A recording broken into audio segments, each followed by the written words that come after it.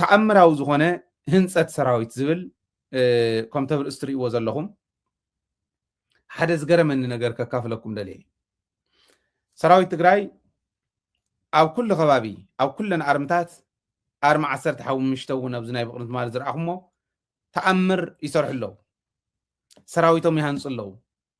ኮማንዶ የስልጥኑ ኣለዉ ዓዲ ንምሕላው መንነትና ንምኽባር ህዝብና ንምሕላው ሓደ ዝገረመኒ ናይ ሰራዊት ስልጠና ግን ከርየኩም እዚኦም ናይ ዓፋር ሰራዊት እዮም ንኣብይ ኣሕመድ ዕርዮ ጠቕጠቕ ዘበሎ እቲ ናይ ዓፋር ኣካይዳ እዩ ምክንያቱ እዚኣ ትርእይዋ ዘለኹም ኣብ ሓንቲ ክፍለ ጦር ናይ ሓንቲ ክፍለ ጦር ኣብ ዝኾነ ከባቢ ኣዕሪፎም ክኸዱ ከለዉ ኣብ ዝኾነ ከባቢ ዕሪፎም ማለት እዩ ሕዚ ንዓፋር ይኣቱ ዘሎ ሰራዊት ዓፋር ብጣዕሚ ከቢድ ፍርሒ ፈጢሩሉ ከም ዘሎ ንኣብይ ኣሕመድ እዮም ሰዲዶምለይ ባዕሎም ቶም ኣመራርሓ ዝሰደዱለ እዩ ኣነ ባዕለይ ከይደ ዝቀረፅክዎ ኣይኮነን ግን ኣብ ምንታይ ደረጃ ኢኹም ዘለኹም ክብሎም ከለኹ ፅሑፍን እዚኣን ሰዲዶምለይ እታ ፅሕፍቲ ክልጥፈልኩም እየ ግን ንሕና ናይ ዓፋር ሰራዊት ኣብ ወርሑ እዩ ኣብ 6 ወርሒ ውሽጢ ክፍለ ጦራት ምስልጣን ማለት ብጣዕሚ ዝገርም እዩ ትህንፀቶም ዝገርም እዩ ትምድላዎም ዝገርም እዩ ናይ 3 ሰዓት ዝኾን ፕሮግራም ሰዲዶምለይ ነይሮም ቆሪፅና ክንውድኦ ስለ ዘይከኣልና እዩ እምበር ክንለቀልኩም ኢና ንስው ተኣምራት እዩ ስለዚ ብዋናነት ክንሪኦ ዘለና እቱ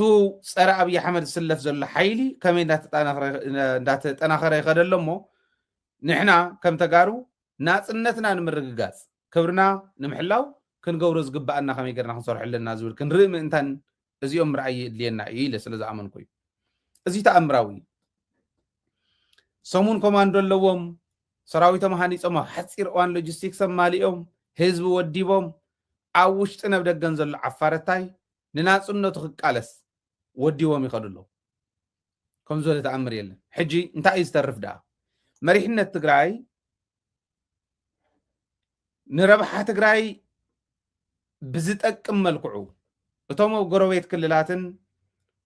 ከባብታትን ዝስልጥኑ ዘለውን ዝዳለው ዘለውን ሰራዊት ክሕገዝ ኣለዎም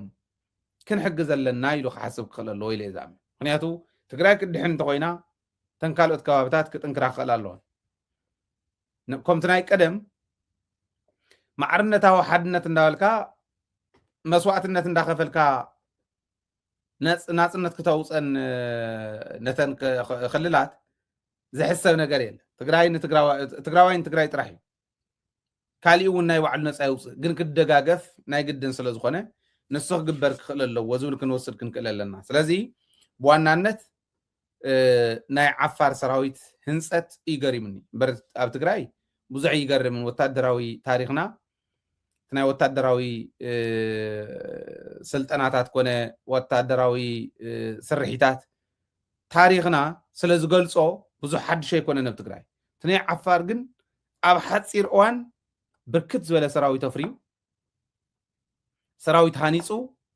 ማሕዚ ናብ ዓፋር ምእታው ጀሚሩ ኣሎ ካብ ዓፋር ምህዳም እውን ጀሚሩ ኣሎ እቲ ናይ ብልፅግና እዚኣቶም ክኾኑሉ ዝኽኣልሉ ሓፂር እዋን ምዃኑ ብጣዕሚ ዝገርም እዩ ዝብል ርድኢት ኣለኒ